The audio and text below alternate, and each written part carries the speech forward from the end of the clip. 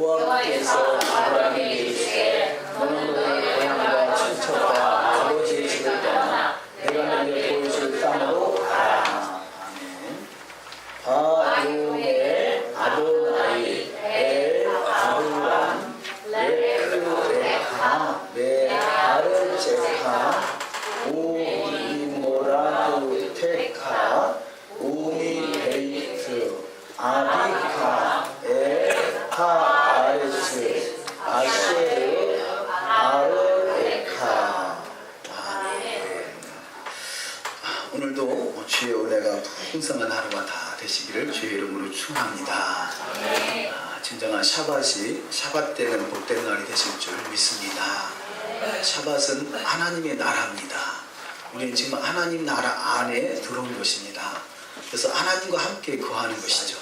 그래서 그 하나님의 나라, 하나님 나라는 사랑의 나라, 특별히 골로새서 예수와의 나라는 사랑의 아들의 나라다 그럽니다. 이 사랑의 아들의 나라, 예수께서 세상을 창조하시고 그분이 구속하시고 또 마지막에 심판하실 때 우리는 주님 앞에 정말 큰 하나님의 잔치상에 초대받은 복된 자들입니다. 그래서 큰 잔치의 주인공들이 다 되시는 줄 믿습니다. 우리가 성경을 이렇게 읽는데요. 예전에 제가 가능하면 우리 한글 성경으로 같이 봅시다라고 권면한 적이 있었는데요. 근데 그 개역 한글과 개역 개정은 거의 비슷해요. 그래서 개역 개정을 꼭 보실 분은 보셔도 좋겠다 싶어요. 왜냐하면 우리가 히브리 성경이 그 모세오경이 개역 성경으로 돼 있어서 할 수만 있으면 히브리 한자를 더 우리가 볼 수 있으면 좋잖아요. 그래서 개역 한글과 개역 성경, 개역 개정은 거의 비슷하기 때문에 같이 읽어도 좋을 것 같다 싶어요. 그래서 혹시 제가 개역 한글만 보라 그래가지고 혹시 개역 개정에 히브리 성경을 좀 등한시 하다 보면 히브리 한자라도 덜 손해볼 것 같아서 가능하시면 우리가 모세오경 히브리 성경이 개역 개정으로 되어 있잖아요. 그래서 개역 개정을 보셔도 좋겠다 싶습니다. 왜냐하면 히브리 한자를 더 익히는 게 또 중요하다 여겨져서요. 그렇게 또 인용하셔서 어찌하든지 우리 모국어, 우리 영원한 히브리어 모국어를 에덴이어라고 그러죠. 에덴이를 잘 소화하셔서 우리가 앞으로 할 수만 있으면 예루살렘에 가서 절기를 지키려고 우리가 노력하게 될진데 가서 한마디라도 할 수 있어야 되잖아요. 또 주님 다시 오셨을 때 우리는 주님께서 그때는 초자연적으로 우리 영을 열어주시겠지만 그래도 그럼에도 불구하고 우리가 주님 오시기 전에 뭐 한자라도 우리가 더 준비되면 좋을 것 같아요. 그래서 히브리어를 한자라도 더 익힐 수 있도록 뭐 어떤 방법이 됐든 또 이렇게 노력하면 좋을 것 같다 싶습니다. 또한 히브리어를 통해서 우리가 더욱더 하나님을 알아갈 수 있기 때문에 그렇죠. 그런데 이 히브리어라는 것이 영적 언어다이다 보니까 이 히브리어를 하나님의 깊은 의도, 하나님의 의도를 정확하게 이해하지 못하면 히브리어가 오히려 더 역행할 수가 있어요. 이번에 그 이스라엘 갔다 오신 분을 통해서 들은 이야기인데요. 우리가 과거에는 뭐 히브리어를 가지고 파자하고 뭐 이렇게 그런 것을 주로 하는 그런 일들이 이 카발라라는 것이 있죠. 카발라 쪽에서 어떤 히브리어를 또 신비하게 풀고 그런 부분이 많은데요. 지금은 그 카발라가 어떤 그야말로 종교다원주의, 모든 신은 하나다. 뭐 WCC가 종교다원주의를 또 받아들이잖아요. 그런 관점으로 지금 카발라가 활용되고 있다는 거죠. 그래서 카발라가 아주 좋은 것들, 또 신비적인 부분들, 어떤 비유적인 것, 소도 어떤 그 계시적인 부분도 없지 않아 있습니다만. 그 속에서 카발라를 통해서 보는 히브리어 속에 예수화를 놓치면 차라리 안 보는 것만 못해요. 예수화를 놓쳐버리면 카발라는 중요한 어떤 메시지를 가지고 있긴 하지만 결국 이 성경 전체는 다 예수화를 말하고 있는 것인데 예수화를 놓치는 카발라는 그야말로 종교다원주의로 흘러가더라는 거죠. 모든 신은 다 하나라고 한다는 거죠.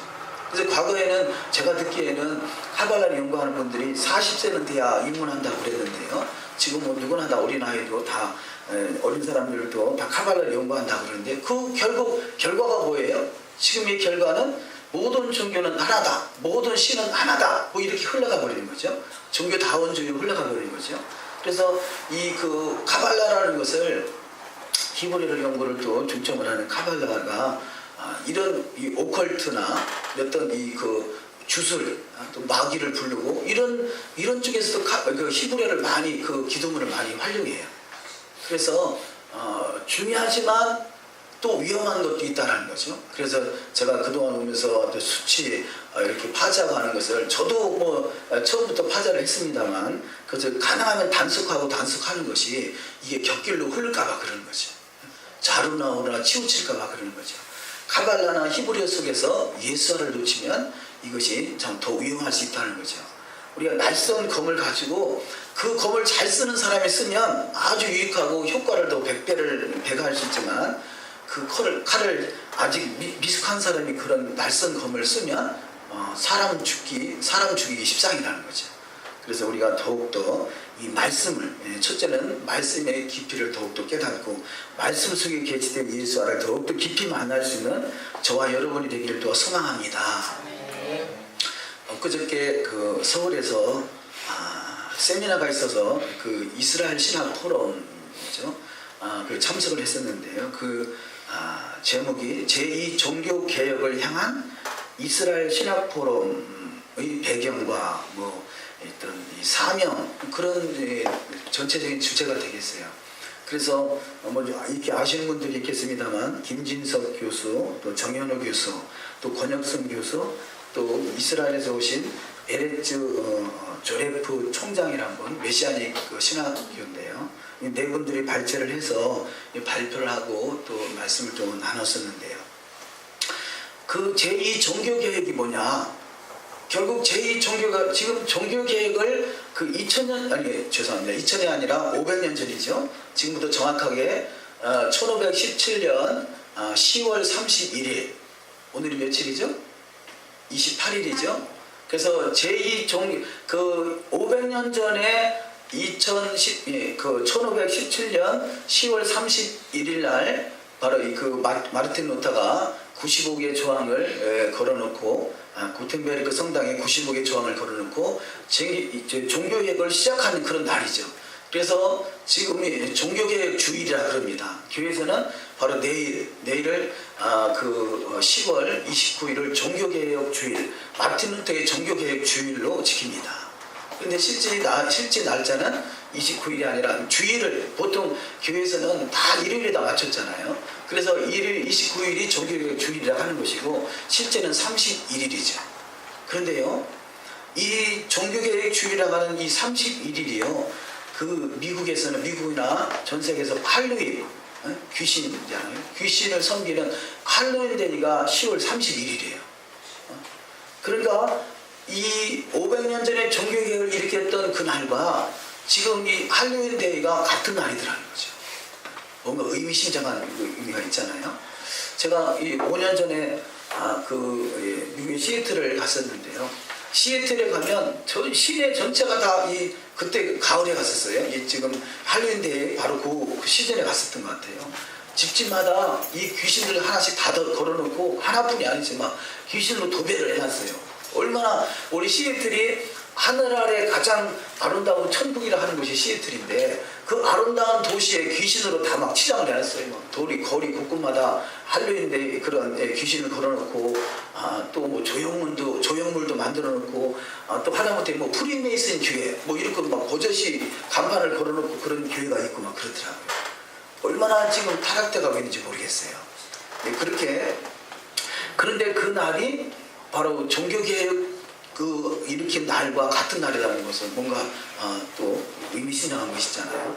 그래서 지금 제2 종교개혁을 이야기하는 것이 보겠어요.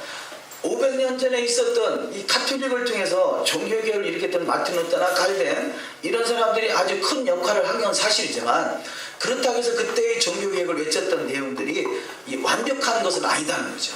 그래서 다시 제2의 종교개혁을 일으켜야 된다. 종교개혁을 향해서 우리가 나아가야 된다라고 이렇게 표현을 하는데요. 그 메시지가 지금 제2 종교개혁을 외치는 메시지들이 하나같이 다 이스라엘에 대한 초점이 맞춰져 있더라는 거죠. 이스라엘에 대한 초점. 그래서 그 제2 종교개혁은 뭐냐? 이스라엘 회복이 바로 제2 종교개혁이라는 것을 외치고 있는 것을 볼 수 있습니다. 근데 우리는 그것은 당연한 것이고, 자, 이스라엘에 대해서 이해가 되니까 이스라엘 속에 토라가 있는 것을 발견하게 되는 것이죠. 그래서 지금 이스라엘 회복을 외치고요. 그 속에 토라를 조금씩 이렇게 접목하고 터치하는 모습을 볼 수 있습니다. 근데 우리는 그 토라의 삶 속에 들어가야 된다라고 외치는 것이 얼마나 우리가 진보되어 있는 신앙인가를 우리가 볼 수 있습니다. 사실은 진보가 아니라 보수인 거죠. 보수 중에 보수가 토라고, 토라 속에 가장 진보되어 있는 그 어떤 신학이 될 수 있고요. 우리 어떤 세상의 이치가 그 안에 다 들어있다고 할 수 있겠죠. 왜냐하면 가장 보수가 가장 완성된 것이 메시아 왕국이기 때문에 그렇습니다. 보수의 완성이 메시아 왕국. 우리는 더욱더 보수적인 신앙을 통해서 가장 진보된 신앙, 개혁, 그래서 제가 볼 때는 보수나 개혁이나 어떤 교단은 개혁교단, 어떤 교단은 보수교단 그러는데요. 사실 가장 원론, 가장 보수가 가장 개혁인 것이죠. 같은 맥락인 것이죠. 그래서 우리는 가장 보수적인 토라가 온전히 회복돼서 가장 진보의 나라, 메시아 왕국에 입성하는 자가 다 되어야 될 줄 믿습니다. 그래서 지금 이 종교의 개혁을 외치는 그런 모든 포럼들이나 세미나들이 다 이스라엘을 빼고는 말이 되지 않더라는 거죠. 이스라엘 빼고는. 그래서 이 첫 번째 발췌하신 김진석 교수가 한 내용이 마틴 루터의 반유대주의 이런 내용이었어요. 마틴 루터가 종교개혁을 일으킨 것은 중요한 역할을 한 것도 사실이지만 그는 또 반유대주의를 조장하는 또 그런 일들이 또 진행됐다는 거죠. 그래서 이게 막 섞여 있는 것,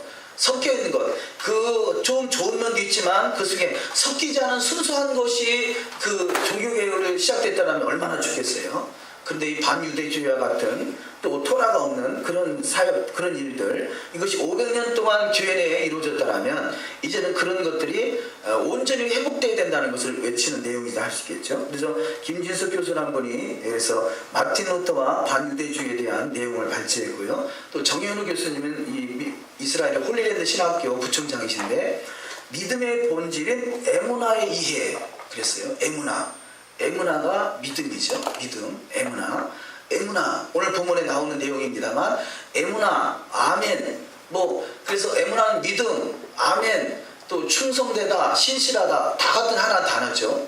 그래서 믿음은 곧 행함이다. 그래서 이 500년 동안의 마틴 루터의 종교개혁은 오직 믿음이다. 이것만 강조하다 보니까 행함에 대한 것이 너무나 묻혔다는 거죠. 그래서 그런 부분들 믿음을 말하면 반드시 행함이 동반돼야 되는데, 그래서 야고보서를 마틴 루터가 깔뱅이나 마틴 루터나 지푸라기 성경이다. 그래서 그걸 아예 빼버리려고 했었던 것, 이것이 다시 회복돼야 된다는 거죠.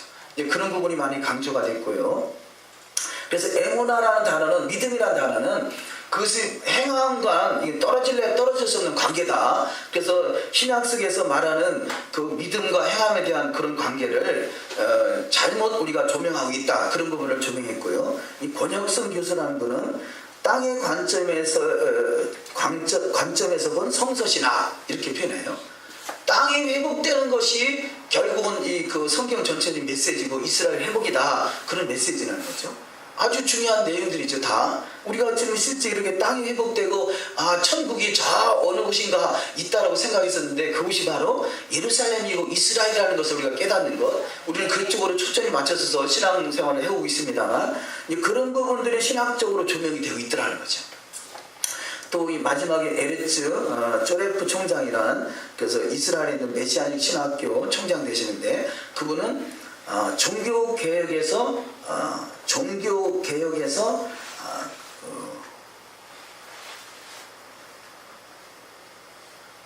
제가 써놓고도 잘 까물까물하네요. 그러니까 이스라엘이 어떻게 지금 회복돼 가고 있고 지금 어떤 경점까지 와 있는가, 현재 이스라엘의 실상에 대한 내용을 발제를 해서 발표를 했습니다. 그래서 그런 내용이었는데요. 제가 그래서 이번에 세미나 했던 내용들을 우리가 시리즈를 해서 앞으로 알리아 큐티집에 내려오시려고 준비를 하고 있습니다. 그래서 원고를 부탁을 했고 자료를 일부는 받았습니다만, 자, 이런 부분들이 지금 이 현재 제2종교개혁을 외치는 분들의 하나 같은 목소리라는 거죠. 그래서 제2종교개혁은 이스라엘이 빠지고는 말이 안 될 만큼 그렇게 아주 진보되고 있습니다. 과거의 종교개혁은 이스라엘을 완전히 그 반유대주의 또는 대체신학으로 다 사장시켜버렸죠. 근데 그런 부분들이 회복되지 않고는 온전한 회복이 될 수 없다라는 거죠. 그래서 어느 분이 그 세미나 하고 나서 질문했는데 너무 이스라엘만 강조하다 보면 교회를 너무 등한시하게 되지 않느냐 뭐 그런 메시지로 질문을 했는데요. 그래서 아주 유유적절하게 잘 설명을 하시더라고요. 뭐 예를 들어서 그 이스라엘 회복을 말하려면 실상은 이스라엘 회복을 말할 것이 아니라 에덴 회복을 말해야 되지 않느냐.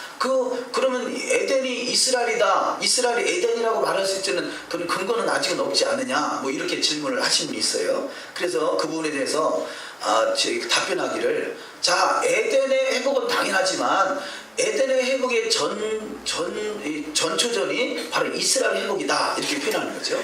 우리가 볼 때는 이 메시아 히브리적 관점에서 히브리 뿌리 신앙으로는 바로 이 이스라엘이 곧 에덴이라고 보고 있는데요. 현재 신학은 이스라엘이 에덴이라고까지는 보지 아직 못 미치는 것 같아요. 그래서 에덴의 회복을 가기 위한 그 전초전이 바로 이스라엘 회복이다. 이렇게 표현하더라고요. 뭐 그것도 뭐 맞는 말이죠. 이스라엘 회복되면 당연히 그 다음 단계가 온전한 에덴이 회복되기 때문에 그렇습니다. 근데 사실은 에덴은 이 아브라함에게 허락하신 애국강에서부터 유브라데 강까지 그 속에 다 에덴도 포함되고 이스라엘도 포함되고 다 전체가 포함되는 거죠. 메시아 왕국은 바로 에덴의 회복의 전초전이고 또 그런 과정 속에 이스라엘의 회복이 필연적인 것을 제2종교개혁을 외치는 분들이 하나같이 말하고 있다는 것. 그러니까 우리가 잘 가고 있는 것이고요. 또 더 진보된 신앙으로 가고 있다라고 또 확신을 할 수가 있겠습니다. 자, 오늘 본문 말씀에 들어가세요. 레크레카, 가라죠, 가라. 그래서 가라, 그 말씀은 결국은 이 갈대아 우리에 있던 아브라함을 하나님이 부르셔서 어디로 가라 하느냐? 가나안 땅으로 가라는 것이죠. 가나안 땅으로 가라 하는 거죠. 이 본토 친척 아버지 집을 떠나 내가 지시할 땅으로 가라 할 때는 그것이 어딘지 모르고, 왜냐하면 성경에 그 구절에서는 구체적으로 말하고 있지 않기 때문에 어딘지 모르지만 가라 하는 말씀을 듣고 그가 이동했죠. 근데 아마도 이 아브라함은 가라라는 것이 어딘지를 알지 않았을까, 뭐 그렇게 생각을 해봅니다. 왜냐하면 그 당시에는 그래도 지금보다 더 영적으로 더 깨어있는 시대라고도 볼 수 있거든요. 그래서 바로 그 가나안 땅, 진짜 믿음을 가진 사람은 가나안 땅이 하나님 예비하신 땅이라고 볼 수도 있겠습니다. 왜냐하면 창세기 11장에서 12장 넘어오기 전에 11장에서 이 11장 이전까지 올 때 가나안 땅을 셈에게 유업으로 주잖아요.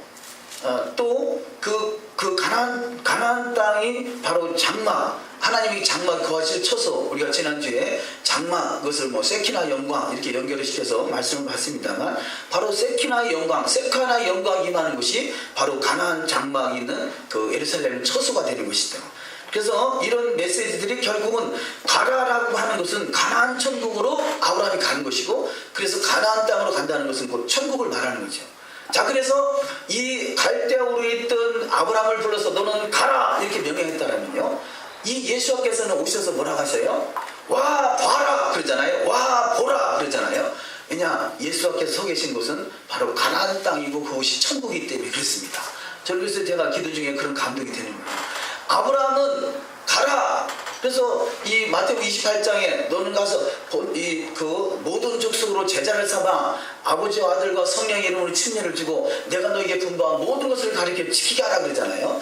자, 가나안 땅으로 가는 사람들의 역할이 뭐냐? 가서 모든 족속으로 제자를 삼는 것이고, 그들이 가는 곳이 어디냐? 예수께서 바로 예루살렘에서 이스라엘에서 와 보라 라고 한 그곳이 바로 이 정착지가 되는 것이죠. 그래서 우리는 아브라함의 후손으로서 바로 예루살렘 향해서 예수께서 와 보라 하는 그곳으로 가보는 은혜가 있는 줄 믿습니다.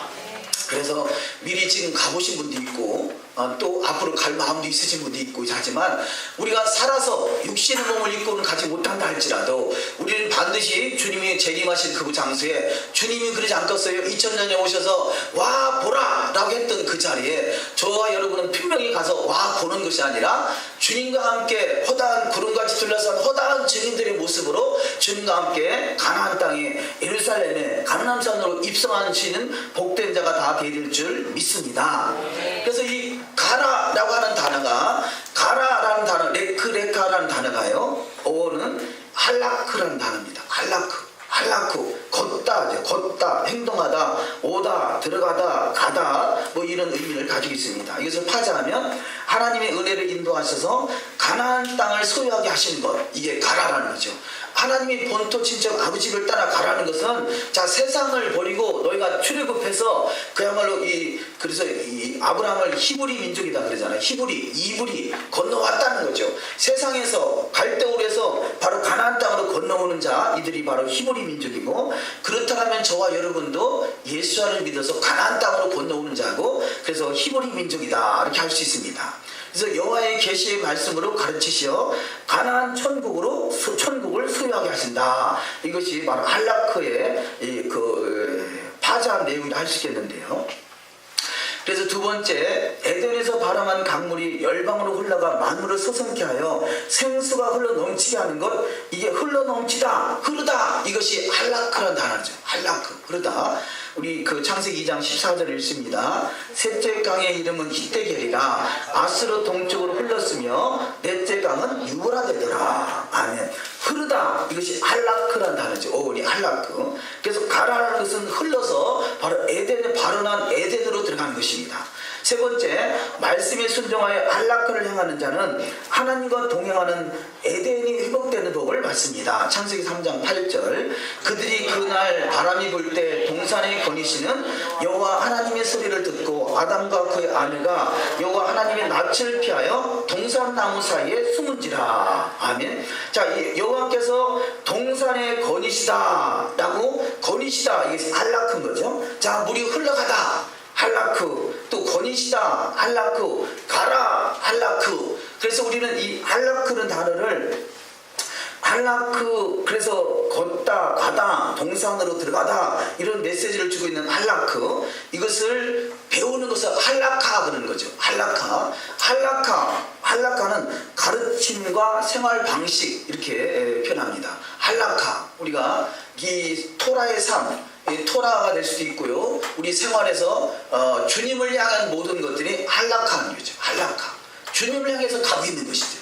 주님을 향해서 가는 것, 할라카. 그래서 가르침을 받는 것, 우리가 배운다, 가르침을 받다, 이것이 할라카입니다. 이 할라카를 하기 위해서 할라카의 전초 단계에 있는 것이 뭐냐, 그것을 학가다 그럽니다. 학가다는 뭐냐, 그 하나님의 말씀이 마음과 생각에 기록하는 것, 이게 학가다는 거죠. 그래서 우리가 토라를 부지런히 열심히 읽고 묵상하는 것, 이게 지금 우리가 학가다를 하는 것이고, 그것이 내 삶으로 나타나는 것, 이게 할라카다 이렇게 표현할 수 있습니다. 그래서 우리는 날마다 말씀을 주야로 묵상하시면서 그 말씀이 마음과 생각에 새겨져서 이제는 할라크, 주님을 향해서 가고 주님을 향과 동행할 수 있는 복된 자가 다 되실 줄 믿습니다. 두 번째 말씀으로 아브라함을 복의 근원이 되게 하심으로 그와 그의 후손이 큰 민족을 이루게 하신다. 그렇죠. 이루다. 그래서 가라, 주님이 가라 명령을 받아서 우리는 이루어가는 것입니다. 그 이루어가는 것, 이루게 하시는 것, 이것을 이루다, 이거 단어이 아싸라는 단어죠. 아싸. 우리가 뭔가 좋은 일이 있으면 아싸 그러잖아요. 이루어가고 있단 말이에요. 주님을 향해서 가고 있다는 거죠. 잘 가고 있다는 거죠. 이제는 그 아싸는 완전히 완성됐다라기보다는 완성되기 위해서 잘 가고 있는 상태, 그 완전히 끝이 거의 보여지는 상태, 이렇게 표현할 수 있겠습니다. 그래서 이루다라는 것은 어찌 보면 이 만들다, 짓다, 완성하다, 그 단위가 바라잖아요. 바라, 창조하다. 자, 그래서 창조하다는 만들다와 아싸라는 이 단어와의 차이, 자, 같은 의미로 사용되게 합니다만 또 다른 차이가 있다면, 자, 베레시트 바라 엘로힘 이렇게잖아요. 하나님이 창조하셨어요. 이 창조 것은 전체적으로 하나의 뭉뚱그려서 만들어 놨다면 그것을 세세하게 살펴서 완성시켜 나가는 것, 이것을 아싸라 이렇게 표현할 수 있겠습니다. 우리는 하나님이 이것을 베레시트 바라 창조하셨습니다. 이 창조한 것은, 그러나 완성된 것은 아니죠. 자, 하나님 전체적인 그림으로 창조가 시작됐다면 그것을 하나하나 구체화시켜서 완성돼가는 아싸의 주인공들이 다 되시기를 주의 이름으로 축원합니다. 그래서 우리가 아싸 그럼 기분이 좋잖아요. 아싸, 뭔가 좋은 일이 있으리라, 좋은 상황들이 정해져 있는 거죠. 그래서 아싸 그러죠. 창세기 12장 2절을 읽습니다. 내가 너로 큰 민족을 이루고 아싸 내게 복을 주어 내 이름을 창대케 하리니 너는 복의 근원이 될지라. 아멘. 그래서 아싸, 행하다, 만들다, 달성하다, 낳다, 마치다, 그런 의미를 가지고 있습니다. 날마다 주님 향해서 아싸 하시는 은혜가 있으시기를 주의 이름으로 축원합니다. 그래서 만들겠다, 아싸라는 동사를 쓰는 것은 하나님께서 먼저 아브라함으로 큰 민족을 이룬다는 뜻입니다. 창세기 17장 5절을 읽습니다. 이제 후로는 내 이름을 아브라함이라 하지 아니하고 아브라함이라 하리니 이는 내가 너로 열국의 아비가 되게 함이니라. 아멘. 자, 열국의 아비가 되는 것. 그래서 아싸가 완성되면 열국의 아비가 되는 것이죠. 아브라함이 아브라함으로 바뀌어지는 것입니다. 우리는 반드시 아싸하는 자가 돼서, 완성시키는 자가 돼서 열국의 아비의 복된 반열에 다 들어가시는 복된 자가 될 줄 믿습니다.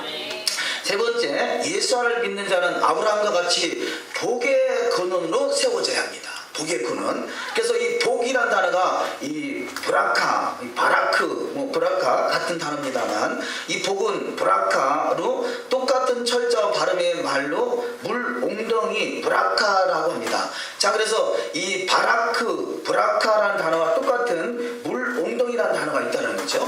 자, 그래서 복이 뭐냐? 물 옹덩이다. 이것은 뭐냐? 우리가 예수를 믿어서 가장 처음에 하는 의식이 물 옹덩이 속에 들어가는 거잖아요. 자, 흐르는 물 속에서 우리가 침례를 받는단 말이에요. 그것은 바로 어찌 보면 이 바라크 복은 물 옹덩이, 우리가 어머니 못돼 있을 때 못돼 있을 때 그 안에 물이 가득 찼었잖아요. 우리는 물 옹덩이 안에 있었던 자란 말이에요. 그래서 진정한 물 옹덩이 안에 들어가는 것은 우리 죽음을 의미하고 옛사람이 죽고 새사람을 거듭나는 것을 우리가 모든 사람 앞에 고백하는 시간인 거죠. 그래서 이 지금 바라크 축복이 뭐냐? 물 옹덩이와 같이 우리는 물속에 들어가서 내가 죽고 내 안에 주님이 살아 역사하시는 상태, 이것을 바로 이 바라크의 축복이라 할 수 있고요. 그것을 이 바라크, 다른 말로 무릎을 꿇다라는 또 의미가 있다고 그러죠. 우리는 주님 앞에 무릎 꿇어서 주님으로 인해서, 주님으로 말미암아 주님으로 인해 우리는 바로 바라크의 축복을 완성시키는 복된 자가 될 줄 믿습니다. 자, 이렇게 물 옹덩이, 이렇게 바라크 나의 죽음이다 라면, 그래서 그것을 끊임없이 확인하는 것이 할례를 할 수 있겠습니다. 할례나 우리 침례는 이례적인 사건이라면 할례는 우리가 수시로 확인할 수 있잖아요. 그래서 우리는 늘 내가 죽어 있는가 자신을 확인하는 것이죠. 로마서 6장 3절을 읽습니다. 무릇 그리스도 예수와 합하여 세례를 받은 우리는 그의 죽으심과 합하여 세례를 받은 줄을 알지 못하느뇨. 아멘. 여기서 침례죠. 침례를 받은 자는 우리가 그의 죽으심과 합하여 침례를 받은 줄을 알지 못하느뇨. 그래서 우리가 진정한 침례가 이루어질 때 바라크의 축복, 우리가 진정한 주님과 날마다 동행하는 할라크의 주인공들이 다 되실 줄 믿습니다. 이번 주 토라 포션에는 주로 미드라시에 있는 내용을 많이 인용을 했는데요. 미드라시에 있는 내용이 우리 본문들을 잘 설명해 주고 있더라고요.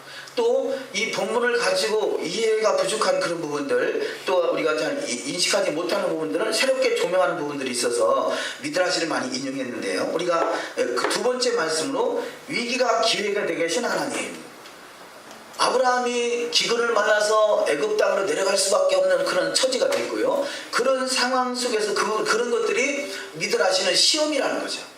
그런데 아브라함이 그 시험을 통해서 오히려 큰 이 부자가 되는 사건으로 이렇게 전개가 됩니다. 그래서 미드라시에 기록된 내용을 우리 다 같이 한번 읽어보도록 하십니다.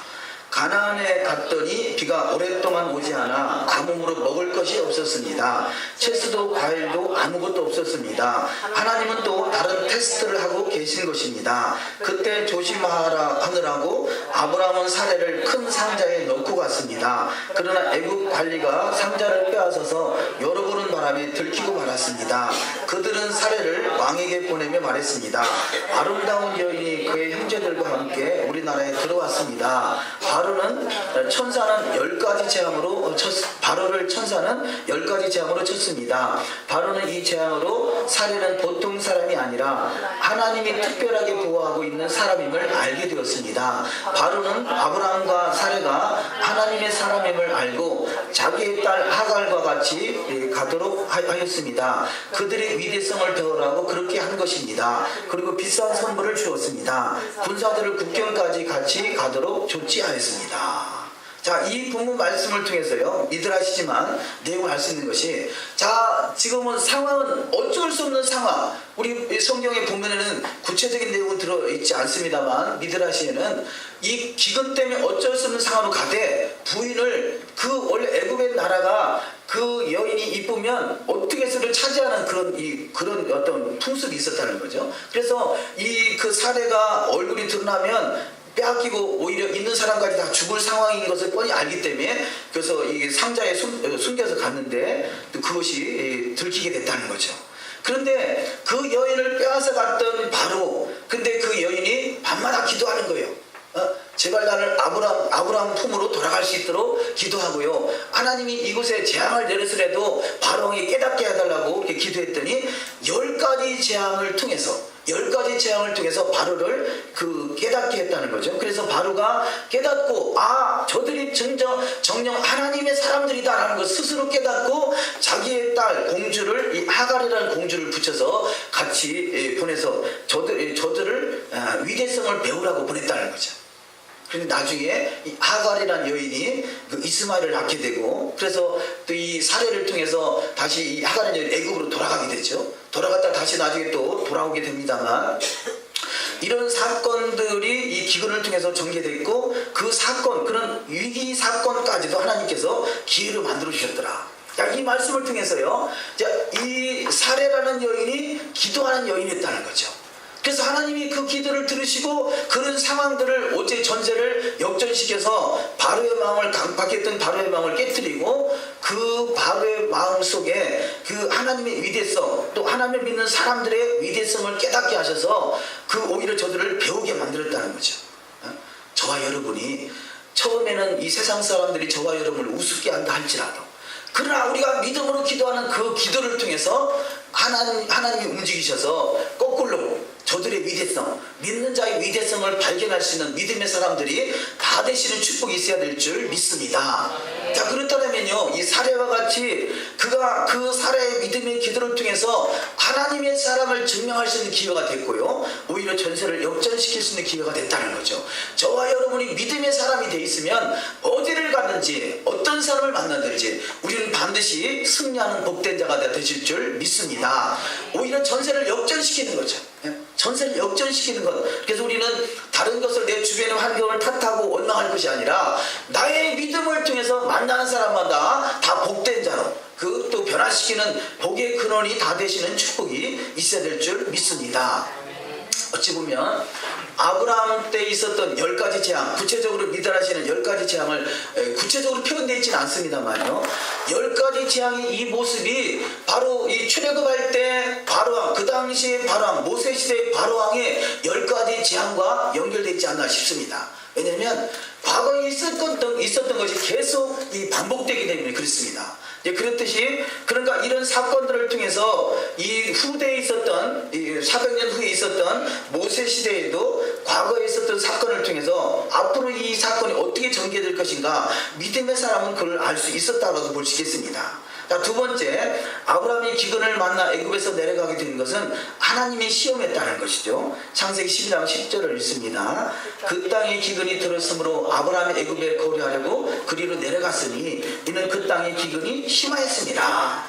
또 다음 말씀에 아브라함의 아내 사례를 빼앗았던 바로는 오히려 큰 재앙을 당하게 됩니다. 창세기 12장 17절, 여호와께서 아브라함의 사례의 일로 바로와 그 집에 큰 재앙을 내리신지라. 자, 이 그 미드라시에는 바로 이 사례의 믿음을 통해서 이 바로에게 큰 재앙이 내렸다는 거죠. 저와 여러분이 믿음을 가지고 있으면요, 믿음을 잃지 않고 믿음을 지키고 끝까지 믿음으로 살면 반드시 나를 해하려고 했던 그 사람 앞에 반드시 그 원수의 목전에서 상을 베풀어 주신 은혜를 우리가 경험하게 된다는 거죠. 저도 그런 작은 예화가 되겠습니다만 그런 일들을 여러 번 경험했어요. 과거에 신앙생활 할 때, 어떤 직장생활 할 때 그냥 주님을 믿고 기도하면 나를 그렇게 해하려고 했던 사람에서 반드시 그 상황을 전세를 역전시키더라는 거죠. 우리는 바로 그래서 반드시 하나님은 역전의 명수다 할 수 있습니다. 우리 화가 복이 되게 하시고 위기가 기회가 되게 하시고 원수의 목전에서 상을 베풀어 주시는 그 은혜가 저와 여러분 가운데 동일하게 임하시기를 주의 이름으로 축원합니다. 세 번째, 하나님은 바로의 손에서 아브라함과 사례를 지키시고 더 풍성하게 하십니다. 창세기 13장 1절을 읽습니다. 아브라함이 애굽에서 그와 그의 아내와 모든 소유와 롯과 함께 네겝으로 올라가니 아브라함에게 가축과 은과 금이 풍부하였더라. 아멘. 올라갈 때는, 내려갈 때는 가난 기근 죽기 직전에 내려갔다라면 올라올 때는요, 저들이 은과 금이 풍부하였고 풍성해졌던 것이죠. 우리가 지금 얼마나 많은 주변에서 여러분도 시선을 느끼겠습니다만 주변에 손가락질을 많이 받잖아요. 토라냐 다 패했는데 다시 또 그것을 걔가 토하에다가 다시 주워 먹는 것 같은 그런 모습 우리를 쳐다보는데요. 그러나 반드시 이 사건들이 믿음으로 가는 자 앞에는 반드시 원수의 목전에 상을 베푸신다는 거죠. 그렇게 말했던 사람들이 부끄러움을 당할 때가 스스로 부끄럽게 여길 때가 곧 오는 역사가 있을 줄 믿습니다. 왜냐하면 제2의 종교개혁을 이렇게 부르짖는 사람들이 하나같이 이스라엘 회복을 말하고 있더라는 거죠. 이스라엘 회복을 말하지 않고는 제2의 종교개혁을 말할 수 없는 그런 상황까지 지금 현재 가고 있더라는 거죠. 그러면 아직은 저들이 깨닫지 못하지만 조금 더 들어가면 이스라엘 속에 토라가 있구나. 토라를 발견하면 그때 그들이 얼마나 그동안에 많이 손가락질고 조롱했던 그들이 얼마나 부끄러움을 당하겠어요. 우리는 그것을 믿음으로 승리케 하시는, 믿음으로 쟁취하는 복된 자가 다 되셔야 될 줄 믿습니다. 세 번째, 아브라함은 여호와의 이름을 부르며 단을 쌓는 자가 됩니다. 그래서 아브라함은 이런 사건들을 통해서 결국은 그가 하나님 앞에 한 일이 뭐냐, 단을 쌓는, 예배하는 일이라는 거죠. 우리가 지난주에 노아도 그렇지 않습니까? 방주에서 나와서 가장 첫 번째 한 일이 바로 예배하는 일이었습니다. 그래서 우리는 예배자의 삶이 되어야 될 줄 믿습니다. 창세기 13장 4절 읽습니다. 그가 처음으로 제단을 쌓은 곳이라 그가 거기서 여호와의 이름을 불렀더라. 자, 여호와의 이름을 부르면서 제단을 쌓았던 거죠. 우리가 지난주에 제2의 종교개혁을 향한 이 포럼을 할 때 김진석 교수라는 분이 하신 말씀이 두 가지를 아주 중요하게 여겼는데요. 자, 오늘날의 교회는 예배는 있다. 근데 문제는 뭐냐? 거룩이 빠졌다는 거죠. 거룩이 빠졌다. 그래서 그분이 하신 말씀은 우리가 예배보다 더 중요한 것이 거룩이다. 거룩이 회복돼야 된다. 그 다음에 예배다. 이렇게 말하겠다는 거죠. 예배다. 자, 노아의 방주의 사건도 그렇고 바로 아브라함도 그렇고 저들이 예배 드릴 때 노아를 상상해 보자고요. 120년 동안 방주를 만들 때 얼마나 조롱을 했겠어요. 그러나 그 조롱했던 모든 사람도 물속에 다 수장돼 버렸잖아요. 그리고 그가 나와서 예배할 때 어떤 마음을 가졌겠어요. 거룩하지 못한 것은 다 물에 수장된다는 것을 몸소 체험했지 않겠어요. 그랬듯이 지금 외치는 메시지들이 거룩과 예배를 외치고 있다는 거죠. 과거에는 예배만 외쳤다면 이제는 거룩이 필연적으로 회복돼야 된다. 오히려 예배보다 더 먼저 거룩이 회복돼야 된다는 것을 메시지로 증거하고 있고요. 우리는 한 걸음 더 나가서 그 거룩이 바로 토라라는 것을 우리는 깨닫고 있는 것이 하나님의 은혜가 되는 줄 믿습니다. 그래서 다음 말씀에 우리 다 같이 한번 읽어보십니다. 아브라함을 눈동자같이 지키시어 위기를 기회로 만들어주시는 좋으신 하나님을 찬양합니다. 여호와의 말씀을 준행하는 자가 되어 아브라함의 후손으로서 예비하신 기업의 상속자가 되어야 합니다. 아멘. 신명기 32장 10절. 여호와께서 그를 황무지에서 짐승의 부르짖는 광야에서 만나시고 호위하시며 보호하시며 자기 눈동자같이 지키셨도다. 아멘. 자, 노아를 눈동자같이 지키시고 아브라함을 눈동자같이 지키시듯이 저와 여러분을 눈동자같이 지키신 은혜가 있을 줄 믿습니다. 자, 세 번째 말씀으로 하나님의 사람을 떠난 저주. 자, 이 롯과 같이 애굽에 내려가서 이 아브라함도 그렇고 아브라함 조카 롯도 같이 동일하게 부자가 됐습니다. 그런데 그 롯이 부자가 된 것은 바로 믿음의 사람 아브라함과 이 사라가 있었기 때문에 가능했던 것이죠. 근데 결국은 롯이 풍성해지니까 나도 이제 혼자 살 수 있다, 독립해도 될 수 있다라는 그런 생각을 가지고 독립하는 순간에 그는 소돔성에 빠지게 되고 멸망의 길을 자초하게 되더라는 거죠. 우리가 하나님의 사람을 만나는 것이 얼마나 큰 축복인가. 있을 때는 축복인지 모르지만 헤어지면 그것이 헤어지는 것이 바로 저주인 것. 그래서 하나님의 사람을 떠나는 것이 저주라는 것을 이 지금은 소돔성의 롯을 통해서 깨달아 알 수가 있습니다. 그런데 왜 그러면 아브라함과 롯의 차이는 뭐냐? 아브라함이요, 이 미드라시에 보면 남의 밭에 가서 남의 풀을 뜯기지 말라 뭐 이렇게 가르쳤다는 거죠. 그건 뭘 말하느냐? 토라대로 준행해야 된다라는 걸 가르쳤다는 거죠. 그런데 롯이나 롯의 그 종들은 그것을 고역했다는 거죠. 그래서 결정적으로 헤어지게 되는 과정이 뭐냐? 롯의 그 식솔들은 토라를 고역하는 자고요. 이 아브라함의 식솔들은 토라를 지키는 자였다는 거죠. 그러면 토라를 지키는 자와 토라를 고역하는 자가 결국은 헤어질 수밖에 없어요. 떠날 수밖에 없습니다. 그럼 하나님이 어떤 자를 눈동자같이 지키시느냐? 아브라함과 그의 후손들에게 하나님이 토라를 준행하는 그들의 편에 서서 하나님이 잃어버렸던 롯, 완전히 다 폐가망신하고 쫓겨다니는 롯, 죽음 직전에 있었던 롯을 구원한 것이 아브라함이잖아요. 또다시 그 은혜를 경험하게 되는 것이죠. 우리가 미드라시에 있는 내용을 다 같이 한번 읽어보십니다.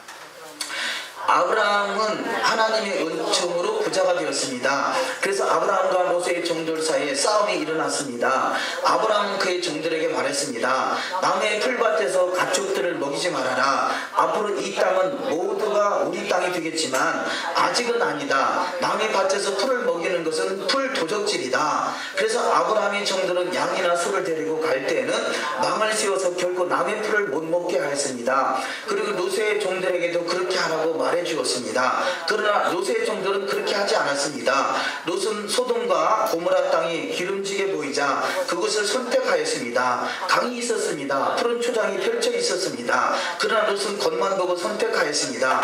그것은 범죄의 소굴이었습니다. 강도가 우글우글 끓었습니다. 살인자가 많았습니다. 그래서 당시에는 악한 사람을 소돔이라고 불렀습니다. 아멘. 자, 여기서 이 소돔성에 갔던 롯, 결국은 하나님의 말씀을 벗어나니까 눈이 가려져서 이게 지금 그야말로 악한 살인자가 들끓는 이 강도들이 우글우글하는 것을 보지 못하고 눈에 보이는 좋아 보이는 것만 쫓아가다가 결국 망하는 길로 들어서더라는 거죠. 그래서 이 미드라시는 롯이 두 가지 실수를 했다라고 기록하는데, 첫 번째, 그는 의로운 사람인 아브라함을 떠난 것이 큰 실수고, 두 번째는 그가 악인들 사이로 들어가는 것이 큰 실수라는 거죠.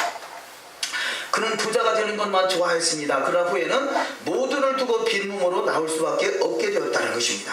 갈라디아서 3장 14절 읽습니다. 이는 그리스도 예수 안에서 아브라함의 복이 이방인에게 미치게 하고 또 우리로 하여금 믿음으로 말미암아 성령의 약속을 받게 하려 함이니라. 아멘. 우리는 믿음으로 사는 자, 성령의 약속을 받는 자, 주님의 인도하심을 따라 사는 자가 되될 줄 믿습니다. 갈라디아서 3장 29절, 너희가 그리스도께 속한 자면 또 아브라함의 자손이요 약속대로 유업을 이을 자니라. 아멘. 자, 우리가 그리스도를 믿음으로 아브라함의 자손이라면 아브라함의 명령을 따라야 되는 거죠. 아브라함의 말을 따라야 되는 거죠. 아브라함은 남의 것을 도적질하지 아니하고 이 토라의 말씀대로 준행하려고 했고 또 그렇게 살았고, 그래서 아브라함의 후손으로서 예비하신 기업이 있다라고 하시는 것입니다. 자, 네 번째, 하늘의 별과 같이 빛나는 믿음을 가지라는 것입니다. 우리가 미드라시 내용을 한번 읽어보십니다.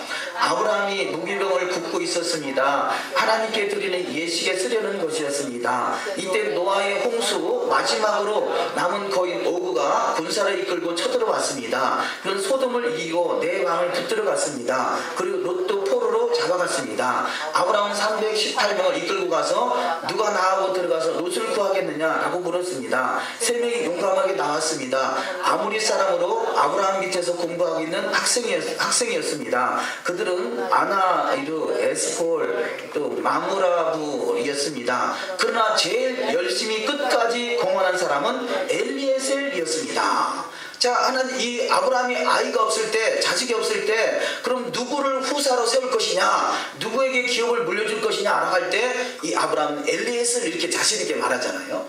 왜냐, 아브라함, 이 엘리에셀은 충성된 자였다는 거죠. 누구한테 기업을 맡기느냐? 주님의 나라의 기업은 바로 이 엘리에셀 같이 충성된 자에게 맡겨지는 축복이 있을 줄 믿습니다. 그래서 주님은 작은 일에 충성하라, 내가 너에게 큰 일을 맡기리라 하잖아요. 우리는 그럼에도 불구하고 우리는 충성할 수 없는 상황이 전개될 수도 있어요. 그러나 그럼에도 불구하고 우리는 주님을 향해서 주님을 위해, 주님 때문에, 주님으로 말미암아 충성된 자가 될 때 하나님 반드시 영원한 기업의 상으로 받는 자가 될 줄 믿습니다. 계속 읽어보십니다. 승리하고 돌아와 아브라함은 멜기세덱에게 전리품을 드렸습니다. 실오라기 하나 가지지 않았습니다. 하나님께서 말씀하셨습니다. 아브라함아, 너는 그렇게 깨끗하게 사니 내가 너를 축복할 것이 더 남아있다.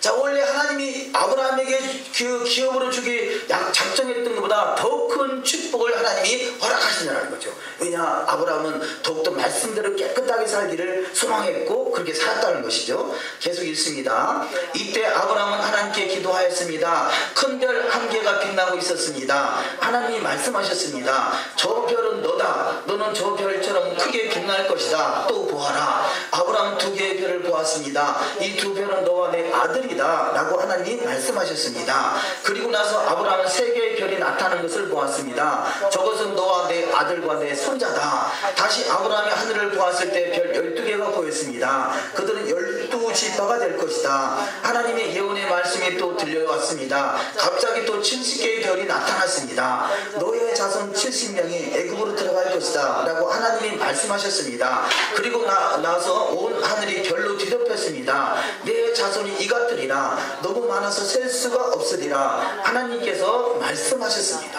아멘. 자, 이스라엘에 제가 3년 전 기억하는데, 3년 전에 이스라엘에 갔을 때 어느 그 광야에 갔는데요. 어디 방문하는 데 갔는데 거기 이 그림을 그래서 파는 게 있었는데 아브라함 그림이었어요. 근데 아브라함의 그림에 별이 천지더라고요. 별 천지를 그리는 아브라함의 그림이었던 것이죠. 그러니까 유대인들이 아브라함을 떠올리면 바로 별을 같이 연상하는 것이죠. 여기 미드라시 내용에 별 1개 큰 별이 있었고 별 둘이 바로 아브라함의 2개의 별은 너와 내 아들이다 그러겠죠. 아브라함과 그 아들, 또 이삭을 말하겠죠. 또 별 3개가 있는데 그것은 대대, 너와 너 아들과 내 손자, 대대에 복을 받을 것을 말하고요. 12개는 12지파를 말하고 또 70개는 열방을 말하죠. 자, 이렇게 아브라함의 믿음을 통해서 어마어마한 축복이 그와 그 후손에게 내려가는 것을 볼 수 있습니다. 근데 여기서 이스라엘은 이 유대 문헌에는 별과 믿음의 사람과 연결시키고 있다는 거죠. 별과 믿음의 사람과, 저는요 가끔 우리가 신학교에서 가끔 말씀을 합니다만 저 별은 나의 별 그러잖아요. 지구라는 별은 주님께 맡겨진 별이에요. 그렇다면 이 별의 주인은, 지구라는 별의 주인은 예수아가 주인이라면 저와 여러분에게 맡겨진 별이 또 있지 않겠어요? 그래서 저 별은 나의 별 하지 않나 싶습니다. 이 유수님께서 너가 나보다 더 큰 일도 행하리라. 이 지구상에는 이 지구상보다 더 큰 별이 수없이 많습니다. 그 별들의 주인공들이 되시기를 주의 이름으로 축원합니다. 충분히 그 별과 사랑과 연결시킨다면 뭔가 우리는 성경에서 말하고 있지 않지만 더 큰 하나님의 앞으로 이루어질 어마어마한 또 원대한 계획이 하나님의 섭리 속에 있다라고도 보여집니다. 어쨌든지 별과 같이 빛나는 자가 되시기를 주의 이름으로 축원합니다. 5번째, 멜기세덱 반차의 대제사장 예수아. 그래서 여기 지금 아브라함이 모든 노획물들을 다 이 멜기세덱에 드리는 거죠. 샬레방 멜기세덱에. 그래서 또한 이 멜기세덱을 통해서 복을 받게 되는데요. 믿음의 나라는 바로 예수와의 나라다. 그 예수와의 나라는 것은 멜기세덱의 반차에 속한다는 것이죠. 로마서 1장 17절에 있습니다. 복음에는 하나님의 의가 나타나서 믿음으로 믿음에 이르게 하나니 기록된 바 오직 의인은 믿음으로 말미암아 살리라 함과 같으니라. 아멘. 우리가 지난주에 정현우 교수님이 바로 에무나에 대해서 설명하고 있었는데요. 그 에무나라는 단어가 믿음이죠. 근데 그 믿음은 여러 가지 형태로 우리가 표현된다는 것입니다. 그래서 지금 로마서 1장에는 믿음이라고 말하고 있고요. 또 믿음의 나라는 진실한 자가 들어간 나라, 창세기 42장 20절입니다. 너희 말째 아우를 내게로 데리고 오라. 그러면 너희 말이 진실함이 되고 너희가 죽지 아니하리라. 그들이 그대로 하니라. 아멘. 여기 지금 진실함, 아만이라는 단어가 에무나라는 단어와 같은 어원을 가지고 있는 단어죠. 그래서 믿음은 바로 진실함이라는 거죠. 내가 믿습니다 라고 해서 그것이 다 믿음이 아니라 믿음은 곧 진실함이다. 진실함이 뭐냐? 여호와의 말씀 앞에 서 있는 자가 진실한 자 아니겠어요? 우리 나름대로 각자 자기 속에는 옳은 대로 행동하지만 그것이 진실할 수도 있고 아닐 수도 있습니다. 그러나 하나님의 말씀은 진리이기 때문에 진리 앞에 서 있는 자는 진정한 진실함이 나타나는 줄 믿습니다. 또 세 번째, 믿음의 나라는 성실하고 진실한 자다 말합니다. 이사야 25장 1절 여호와의 주는 나의 하나님이시라. 내가 주를 높이고 주의 이름을 찬송하오리니 주는 기사를 옛적에 정하신 뜻대로 성실함과 진실함으로 행하셨습니다. 아멘. 이 성실하가 에무나고요. 또 진실도 오멘이라는 단어 똑같이 에무나와 같은 어원을 가지고 있습니다. 네 번째, 믿음의 나라는 충성된 자가 들어가는 충성됨도 바로 에무나입니다. 잠언 13장 17절 이하 말씀 악한 사자는 재앙에 빠져도 충성된 사시는 양약이 되느니라. 많은 사람이 각기 자기 인자함을 자랑하나니 충성된 자를 누가 만날 수 있으랴. 충성되고 지혜 있는 종이 되어 주인에게 그 집 사람들을 따라 때를 따라 양식을 나눠줄 자가 누구냐. 아멘. 자, 그래서 에무나는 믿음으로 출발하지만 신실함과 진실함과 충성됨과 하나님의 때를 따라 양식을 나눌 복된 자가 되는 은혜가 있을 줄 믿습니다. 다섯 번째, 믿음의 나라는 아멘하여 하나님께 영광을 돌린다. 그래서 에무나와 같은 단어입니다. 시편 41편 13절 여호와 이스라엘의 하나님을 영원부터 영원까지 찬송할지로다. 아멘 아멘 아멘. 여섯 번째, 자, 멜기세덱은 하늘 성소의 반차다. 그래서 우리 중요하게 할 것은요, 자, 이 땅에 있는 성소는 모형이에요. 처음부터. 그래서 모형은 실제를 드러나기 위한 것이죠. 그렇다면 이 세상에 있는 모형은 실제를 드러나기 위한 하나의 과정이기 때문에 이 땅에 있는 성소, 땅에 있는 제사, 희생제사 이런 것들은 다 모형이라는 거죠. 실상인 예수와 멜기세덱의 반차, 하늘 성소의 반차, 이 바로 하나님의 어린 양 대신 예수와를 드러내기 위한 것이고, 그래서 멜기세덱은 바로 예수와를 말한다 할 수 있습니다. 예수와를 표현하는 것이죠. 그래서 멜기세덱은 예수와를 말하는데 이 멜기세덱이요, 하늘에 계신 지극히 높으신 하나님이요 이렇게 기도합니다. 자, 그 여기서 표현되는 하늘에 계신 지극히 높으신 하나님이란 단어가 엘이란 단어입니다. 보통은 엘로힘이라는 단어가 사용되는데 여기서 멜기세덱, 예수와를 상징하는 멜기세덱이 기도할 때는 엘 하나님을 말하고 있다는 거죠. 이 엘 하나님 바로 여호와를 말하는 것이죠. 여호와 하나님, 엘이신 하나님, 그래서 엘샤다이, 또 저 하늘에 크고 높으신 하나님, 그분을 엘 하나님이라 하고요. 또 엘 하나님 대신 바로 그분이 낳으신 예수아가 그가 어린 양이 되셔서 하나님께 기도하는 내용이라 할 수 있겠습니다. 히브리서 9장 24절을 읽습니다. 그리스도께서는 참 것의 그림자인 손으로 만든 성소에 들어가지 아니하시고 오직 참 하늘에 들어가사 이제 우리를 위하여 하나님 앞에 나타나시고. 아멘. 자, 예수와는 이 땅의 성소를 완성시키기 때문에 이 땅의 성소를 폐한 것이 아니라 하늘의 성소를 완성시키러 오셨고 그 일을 감당하셨다는 거죠. 여섯 번째, 가나안 땅을 영원한 제사장 나라다 이렇게 표현합니다. 우리 다 같이 미드라시 내용을 읽어보십니다. 하나님은 아브라함에게 약속하셨습니다. 내 자손에게 이 땅을 주리라. 아브라함은 하나님 그렇게 될 징조를 보여주시옵소서 라고 요청하였습니다. 하나님은 말씀하셨습니다. 내가 징조를 주리라. 당시 사람들은 약속할 때 동물을 반으로 가르고 그 사이를 지나갔습니다. 내가 만약 약속을 어기면 나를 이렇게 반 갈라도 좋다는 표시였습니다.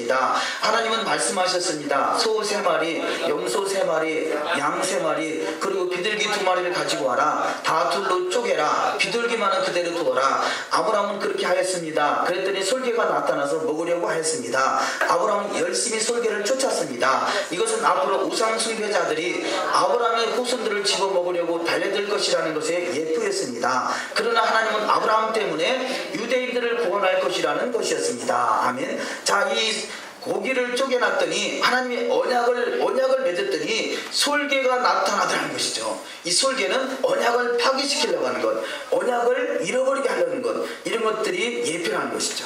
우리는 하나님과 언약 백성입니다. 그 언약 백성, 언약의 내용이 토라인 것이죠. 어떻게 해서라도 토라를 솔개가 쪼아먹으려고 해요.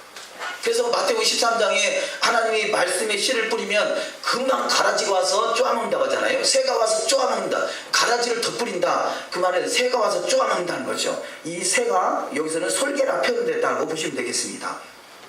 계속해서 읽습니다. 그리고 하나님은 아브라함을 깊이 잠이 들게 하시고 꿈을 주셨습니다. 아브라함은 꿈속에서도 고통을 느꼈습니다. 앞으로 아브라함의 후손들이 고통을 받게 될 것이라는 것이었습니다. 하나님께서 말씀하셨습니다. 아브라함아, 너의 후손이 애굽으로 들어간다. 그러나 곧 나오지 못할 것이다. 그들은 노예가 되어 수많은 고통을 받을 것이다. 그러나 너의 민족을 고통스럽게 한 이들에게 내가 재앙을 주리라. 그들은 많은 물질을 받아 가지고 나오게 되리라. 마침내 이곳으로 돌아오리라. 꿈을 깨보니 밤이었습니다. 하늘에서 불이 내려오더니 쪼갠 고기 사이로 지나갔습니다. 불은 하나님의 사자였습니다. 연기가 피어올랐습니다. 연기는 이스라엘을 괴롭힌 민족을 벌하시겠다는 하나님의 표시였습니다. 아멘. 자, 반드시 이 아브라함의 사건이 모세를 통해서 다시 번복되잖아요. 그래서 10가지 재앙을 통해서 아브라함이 애굽의 왕을 깨뜨렸고, 동일하게 모세 시대도 10가지 재앙을 통해 깨뜨렸습니다. 자, 이렇게 솔개 와서 쪼아먹는 사건, 또 이 고통을 받는 사건, 모든 것이 다 예비되어 있다는 거죠. 꿈을 통해서 말씀했다는 거죠. 저와 여러분이 큰 재물을 얻고 가나안 땅을 영원한 기업으로 차지하기까지는 반드시 솔개와 같은 사건이 전개되고 애굽과 같은 사건이 전개된다는 사실을 우리가 믿을 수 있다면 어떤 상황 속에서 우리는 반드시 믿음으로 승리하는 자가 될 줄 믿습니다. 왜냐하면 영원한 기업이 우리한테 너무나 소중하기 때문에 그렇습니다. 첫 번째, 아브라함이 여호와를 믿으니 그에게 땅을 기업으로 언약을 하셨죠. 우리가 중요한 언약이기 때문에 한번 읽어보십니다. 창세기 15장 6절. 아브라함이 여호와를 믿으니 여호와께서 이를 그의 의로 여기시고 또 그에게 이르시되 나는 이 땅을 내게 주어 소유를 삼게 하려고 너를 갈대아 우리에서 이끌어낸 여호와로다. 아멘. 이 땅, 믿음으로 취하는 땅, 가나안 땅, 믿음으로 반드시 소유하는 저와 여러분이 되어야 될 줄 믿습니다. 바로 이 땅이 두 번째 말씀에서 창세기 15장 18절에서 애굽강에서부터 유브라데강까지라고 말씀하시고요. 이 땅이 첫 번째 세상의 중심이다 말씀합니다. 그래서 이 예루살렘은 세상의 중심입니다. 세상의 중앙입니다. 두 번째, 우리 믿음의 아버지 아브라함이 들어가기를 사모했던 땅이라는 거죠. 히브리서 11장 10절. 이는 그가 하나님이 계획하시고 지으실 터가 있을 성을 바랐습니다. 시온 성이 있는 바로 예루살렘, 그 성을 아브라함도 바랐고 믿음의 사람들이 바랐던 땅입니다. 계시록 20장 9절. 그들이 지면에 널리 퍼져 성도들의 진과 사랑하시는 성을 두름에 하늘에서 불이 내려와 그들을 태워버리고, 아브라함이 그 각을 떴던 고기를 태웠던 사건과 같이 마지막 때 성을 들고 하늘에서 불이 내려와서 태워버리는 사건, 우리는 반드시 그러나 언약 백성으로서 주님의 그 영광의 나라에 입성하는 사건이 전개될 줄 믿습니다. 마지막 7번째, 언약의 표징인 할례, 말씀을 간단하게 마칩니다. 할례는 언약의 표징입니다. 자, 이런 것들이 증거가 된다는 것이죠. 할례를 통해서 너가 언약 백성임을 증거한다. 출애굽 사건을 통해서 언약 백성임을 증거한다. 저와 여러분이 손가락질 받는 그런 사건들을 통해서 언약 백성임을 증거하고 있는 줄 믿습니다. 그럼 더욱더 큰 증거를 가지시기를. 그래서 사도 바울은 뭐라고 합니까? 내가 예수의 흔적을 가졌노라 그러잖아요. 더 손가락질 받고 더 큰 이 상황들이 전개되거들랑 더 큰 하나님의 표징인 것을 깨달아서 우리가 더욱더 표징이 크면 클수록 더욱더 확실한 면대에 거할 수 있는 복된 믿음의 소유자가 다 되실 줄 믿습니다. 이것이 할례라는 거죠. 근데 할례는 마음에 한다라고 하잖아요. 내 마음에, 그야말로 이 할라크가 이루어지기 위해서 날마다 학가하시는, 그래서 날마다 말씀을 묵상하고 마음에 기록하고 그 말씀대로 이루어지는 주인공들이 다 되시기를 주의 이름으로 축원합니다. 기도하십니다. 우리가 이 시간에 말씀을 생각하면서 잠시 기도하기를 원합니다. 네크레가 가라 할라크를 이루기 원해서 우리를 부르셨습니다. 주님께서 예루살렘에서 가나안에서 와라 보라라고 말씀하신 것 같이 우리는 반드시 아브라함의 믿음이 예수로 완성되는 복된 자가 되야 될 줄 믿습니다. 가나안 천국으로 위기가 기회가 되신 하나님, 하나님의 사랑을 떠난 저주, 하늘의 별과 같이 빛나는 믿음, 멜기세덱의 반차의 대제사장 예수와 가나안 땅을 영원한 제사장 나라로 언약의 표징인 할례, 그래서 날마다 이 표징을 통해서 우리 삶의 여정을 통해서 더욱더 주님을 바라보고 주님을 의지하며 아브라함의 믿음, 노시의 믿음이 아니라 세상의 풍성함에 만족하는 믿음이 아니라 아브라함의 믿음을 통해서 믿음으로 의에 이룰 수 있는 복된 여정이 되기 소망합니다. 갈급한 심령으로 주님 앞에 기도하고 또한 제2의 종교개혁, 이스라엘 회복과 토라 회복이 온전히 이루어질 수 있는 복된 여정이 되기 소망해서 합심해서 기도합니다. 하나님 아버지 감사합니다. 거룩한 샤밧을 구별하게 하시고 예배전에 더욱더 아버지 거룩함으로 구별될 수 있는 믿음의 여정으로 마음과 생각과 뜻을 모으게 하시니 감사합니다. 아브라함과 그